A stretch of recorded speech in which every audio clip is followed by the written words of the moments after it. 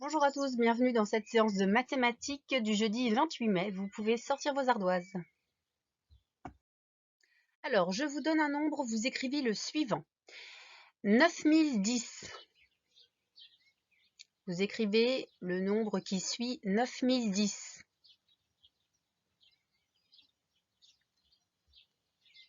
On corrige donc après 9010, c'est 9011. Vous effacez, on passe au suivant. Vous écrivez le nombre qui suit 9899. 9899, vous n'écrivez pas celui-là, mais vous écrivez le suivant. 9899.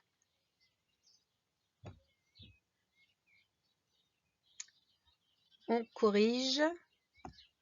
Après 9899, donc si j'ajoute 1, je change de centaine et j'obtiens 9900. Vous corrigez si vous avez eu faux. Et on passe au suivant. Écrivez le nombre qui suit 9768. 9768. Écrivez le suivant. 9768. Et on corrige. Après 9768, c'est 9769. Alors, pour le travail suivant, donc vous pouvez garder votre ardoise. Je vais vous proposer donc une soustraction. 3874 moins 452. Je vais vous demander en fait de résoudre cette soustraction, mais d'essayer de trouver la technique la plus facile, la plus rapide pour résoudre donc cette soustraction. Est-ce que vous allez plutôt poser la soustraction?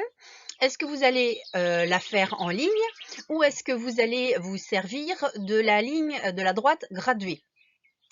Alors, vous pouvez tester les trois. Vous pouvez faire celle d'instinct qui vous semble la plus simple. Et puis, on en reparle juste après. Vous faites pause. Alors, pour cette soustraction, je pense que rapidement, vous avez éliminé la solution de trouver l'écart entre 452 et 3874, c'est-à-dire d'utiliser la ligne graduée, puisque 3874, on est loin d'un nombre rond. Et donc, voilà, il fallait trouver l'écart entre 452 et la dizaine supérieure, puis la centaine supérieure, puis aller jusqu'à 1000, ensuite aller jusqu'à 3000 et encore à faire des bonds comme ça pour aller jusqu'à 3874. Donc c'était long, il y avait beaucoup d'additions à faire. Ce n'était pas effectivement la technique la plus rapide et la plus simple. Par contre, quand vous observez donc cette soustraction, vous voyez que il n'y a pas de retenue. Donc finalement, elle va être assez facile à résoudre, soit en ligne, soit posée. Donc j'ai mis les deux ici puisque les deux étaient assez rapides. Donc, je commence par les unités dans les deux cas. 4 moins 2 est égal à 2. Je l'écris ici, 2 unités.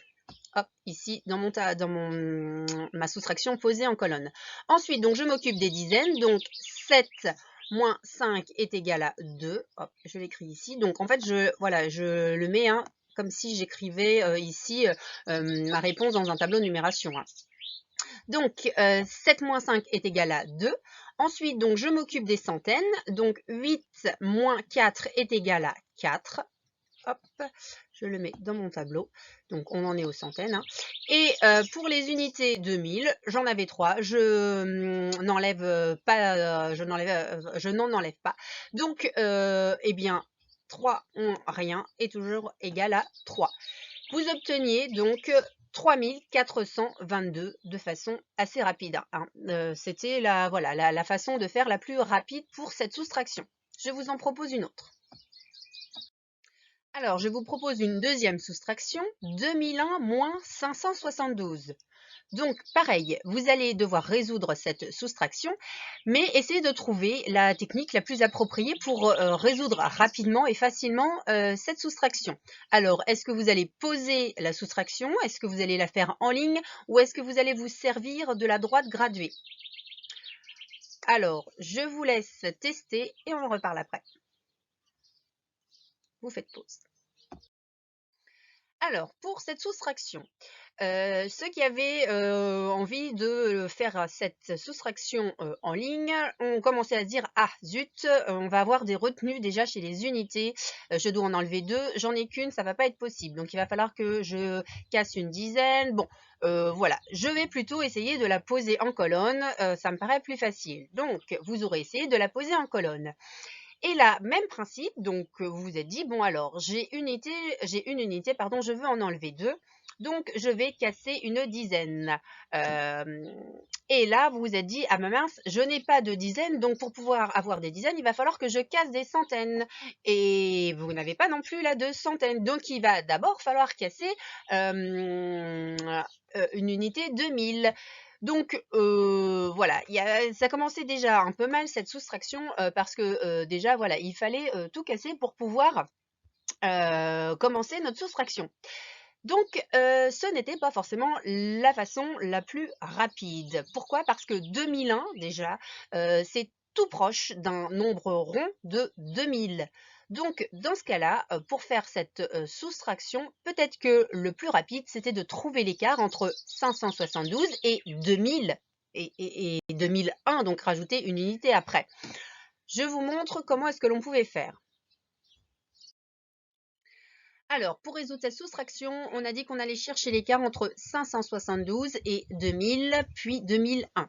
Alors, je pars de 572 et je vais aller d'abord à la dizaine supérieure, c'est-à-dire 580. Donc, pour passer de 572 à 580, c'est un complément à 10, j'ajoute 8. Je l'écris. Ensuite, donc de 580, je vais passer à la centaine supérieure. Donc la centaine supérieure, c'est 600. Donc ici, j'ajoute 20 ou 2 dizaines. Ensuite, donc pour aller de 600 à l'unité au millier supérieur, je vais ajouter 400 ou 4 centaines. Ensuite, donc pour passer de 1000 à 2000, je vais ajouter une unité de 1000. Donc j'obtiens 1428. Oui, sauf que là, je viens de m'arrêter à 2000 et nous, on doit aller à 2001. Donc on ajoute tout simplement une unité. Donc au lieu d'avoir 1428, on va avoir 1429. Voilà, donc c'était une façon rapide de résoudre cette soustraction qui, effectivement, à poser était plus compliquée. Donc, selon les soustractions, on n'utilise pas forcément la même procédure, hein. Il faut essayer de réfléchir et trouver la procédure la plus rapide et la plus facile. Alors, on efface et on reprend les ardoises pour refaire un petit peu de division rapide. Là, je vais vous demander de diviser 56 par 7. Donc, c'est une division exacte. Je vous laisse faire pause ou j'attends un petit peu.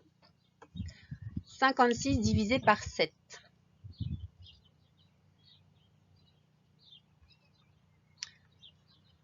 Alors, on corrige. Eh bien, dans la table de 7, si je multiplie 7 par 8, j'obtiens 56. Donc, 56 divisé par 7 est égal à 8. Pour essayer de comprendre un petit peu ce que ça veut dire, si vous avez 56 bonbons que vous voulez les partager entre 7 enfants, chaque enfant recevra 8 bonbons. 8 ici, c'est le quotient. Je vous en donne une autre. 42 divisé par 6. Quel est le résultat? 42 divisé par 6.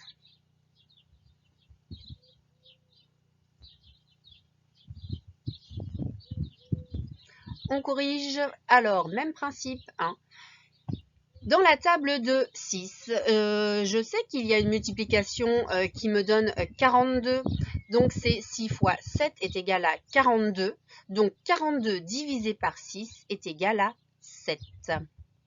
Voilà encore pourquoi est-ce qu'il faut connaître vos tables de multiplication. Alors, je vais vous laisser faire pause pour aller chercher vos nouveaux fichiers, le fichier Opératio et le fichier Carré Magique. Je vous attends. Alors, vous allez commencer par prendre le fichier Horatio. Vous remarquez que pour tous ces exercices, vous avez un temps limité. Donc là, pour l'exercice 1, vous allez avoir 1 minute. Donc pour compléter les petites cases, à chaque fois, on est parti d'un nombre et on a ajouté plus 1, puis plus 10, puis plus 100. Vous devez compléter les cases. Alors, vous faites pause si vous n'êtes pas prêt, si vous n'avez pas votre fichier. Dès que vous êtes prêt, on met en route. Attention, c'est parti. Hop, donc, 1 minute.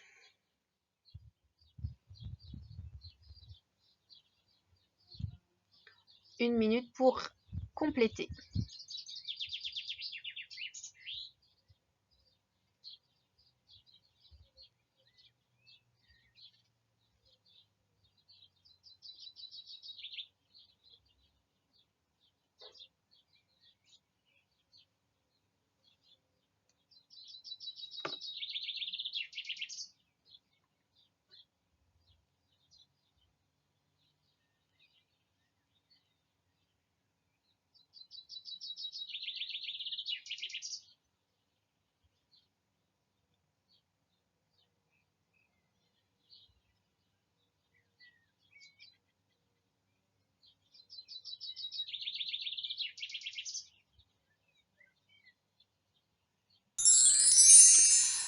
Alors, bravo pour ceux qui ont terminé en 1 minute. On va corriger. Alors ici, vous partiez de 89. 89 plus 1 est égal à 90. Ensuite, 90 plus 10 est égal à 100. Et 100 plus 100 est égal à 200. Bon, voilà, facile pour le premier. On fait le deuxième ensemble? Même type d'exercice, c'est parti. Je mets en route donc le chronomètre. Vous avez 1 minute.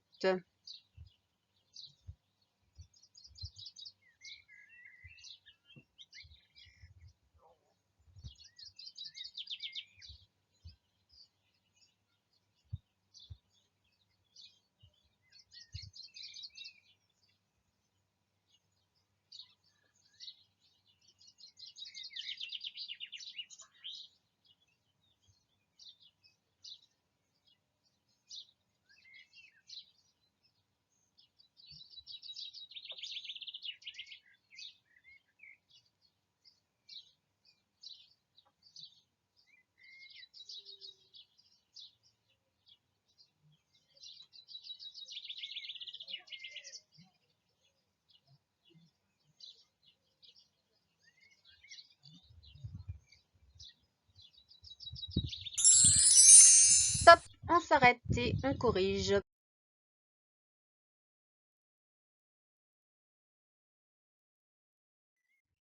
Alors, vous partiez de 75. 75 plus 10 est égal à 85, plus 100 est égal à 185, moins 20 est égal à 165. Vous corrigez si vous avez eu faux. Et bravo ceux qui ont trouvé. Alors, vous prenez maintenant votre fichier carré magique.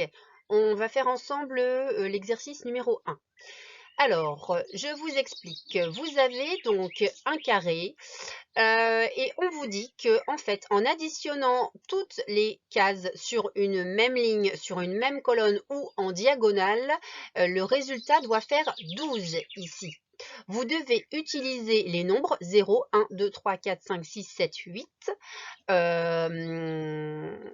Alors, vous avez déjà sur ce carré le 1, le 4 et le 2 qui sont placés. Donc, vous êtes sûr de ne pas réutiliser ces nombres-là dans les cases vides.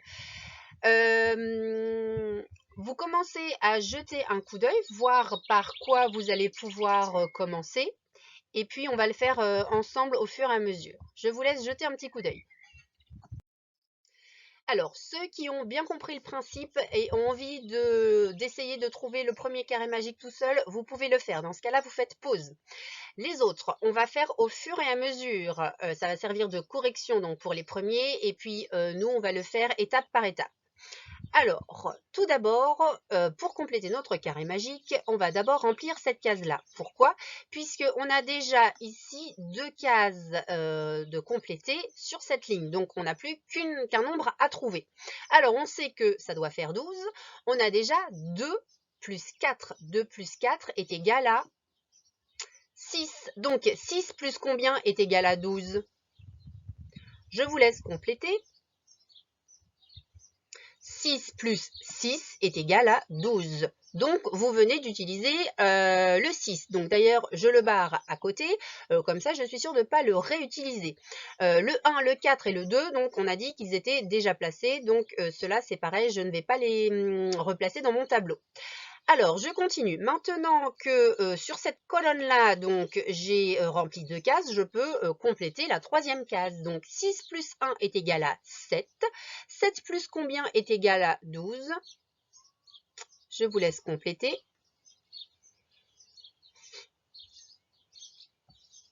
Plus 5. 7 plus 5 est égal à 12. Alors, maintenant, quelle case je vais pouvoir compléter?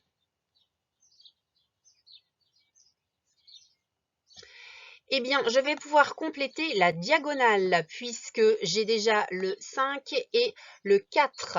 Donc, 5 plus 4, je vous laisse faire l'addition et essayer de compléter cette case-là pour voir combien est-ce qu'il manque pour aller jusqu'à 12.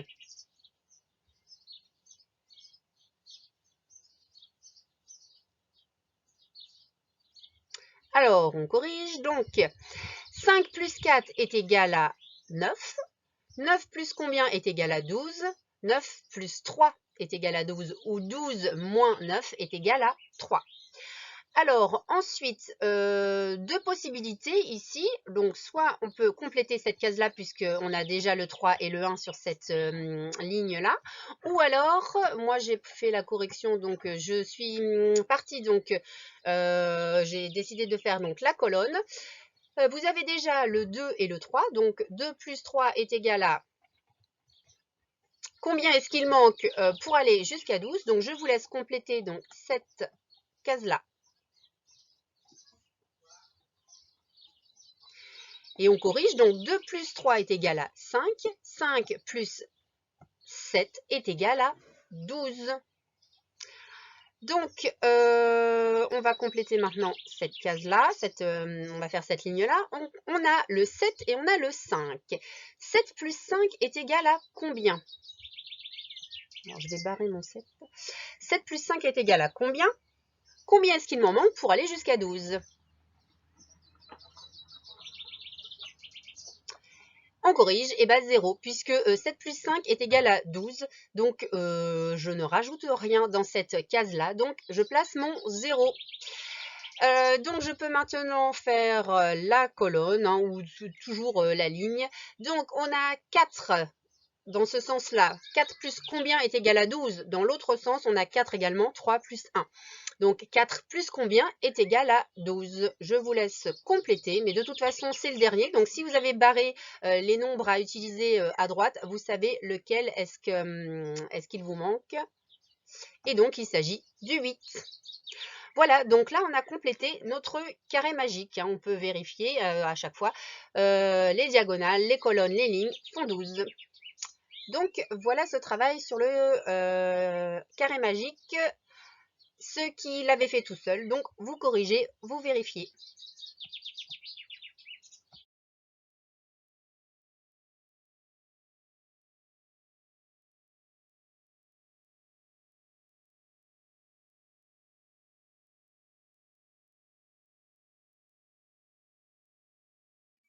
Alors, vous allez sortir votre fichier code-décode. Certains d'entre vous l'ont déjà entamé et connaissent le principe. Pour d'autres, ça va être une découverte, donc je vais réexpliquer un petit peu le fonctionnement.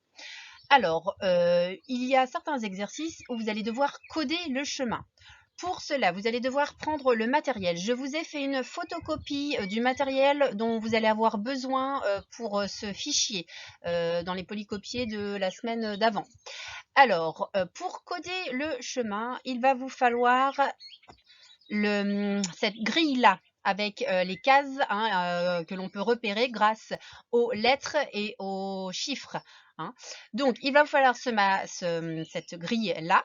Et dessus, vous allez placer votre chien, votre niche et votre jambon en fonction de là où on vous demande de les placer. Alors, vous pouvez les dessiner. Donc, vous placez donc votre matériel, le chien, la niche, la viande, enfin le jambon. Et vous allez devoir chercher le trajet pour que le chien aille sur la case de la viande d'abord, puis dans la niche. Hein. Il doit, donc vous partez du chien et vous allez écrire le déplacement, donc jusqu'à la viande et ensuite jusqu'à la niche. Il y a un nombre de cases maximum. Alors, on vous met un exemple ici. Par exemple, donc le chien, je vais prendre mon surligneur. Il est en B4 ici. Voilà. Donc, il va d'abord se déplacer une fois vers la droite pour aller chercher la viande et ensuite il va monter d'une case puis d'une deuxième pour aller jusqu'à la maison. Donc, on va écrire, donc on va tracer une flèche à droite ici, puis on va écrire 2 fois vers le haut. Hein. L'année dernière, on dessinait, on faisait une flèche vers le haut, puis une deuxième flèche vers le haut, hein, comme ici. Mais là, maintenant, on va écrire une fois à droite et 2 fois vers le haut. On va faire l'exercice 1 après ensemble. Il y a aussi donc des exercices, des codes, donc où il va falloir décoder le chemin. Donc dans ce cas-là, on va prendre la grille des codes, donc c'est celle-ci. Alors, vous vous occupez pas de mes, hop, on va effacer ça, hop, hop, voilà. Et là, on va vous dire, voilà, vous partez de tel animal, on va le faire avancer et il va falloir dire sur quelle autre image est-ce qu'il arrive. Hein. Donc, par exemple, je me place sur l'animal indiqué, Médor le chien gris, ou Lulu le chien noir, ou Minou le chat ou l'écureuil. Et donc, vous allez lire le codage donc, du chemin pour voir où est-ce qu'il arrive. Et là, on vous donne 3 propositions de réponse. Ça va être plus clair en regardant les premières fiches. Alors, on va essayer de faire la feuille de code numéro 1 ensemble. Alors, pour faire les feuilles de code, il vous faut la grille, celle-ci, que je vous ai mis donc dans les polycopiés. Ensuite, il va vous falloir donc le chien, la viande et la maison. Si vous ne les avez pas, vous pouvez les dessiner hein, sur votre grille. Alors, on vous dit que le chien est en A1, donc vous placez le chien en A1. Le jambon en C3 et la maison en D4. Alors évidemment, si vous les dessinez, vous le faites au crayon puisqu'il va falloir réutiliser cette grille à chaque fois qu'il va falloir coder. Ensuite, donc, vous allez essayer de coder le déplacement du chien pour aller chercher le jambon et ensuite aller jusqu'à la maison. Alors, moi, je vous donne, je vais prendre une autre couleur, 2 propositions, puisque en fait, il y a plusieurs déplacements possibles. Par contre, vous n'avez que 4 cases. Alors, attention. Donc, mon chien, je vais le faire se déplacer donc d'une case, puis de 2 cases à droite. Ensuite, je vais le faire descendre donc d'une case et encore d'une case. Après, je crois que je l'ai fait aller à droite, je ne sais plus. Donc là, je pourrais soit le faire descendre encore et tourner à droite, soit aller à droite et ensuite le faire descendre.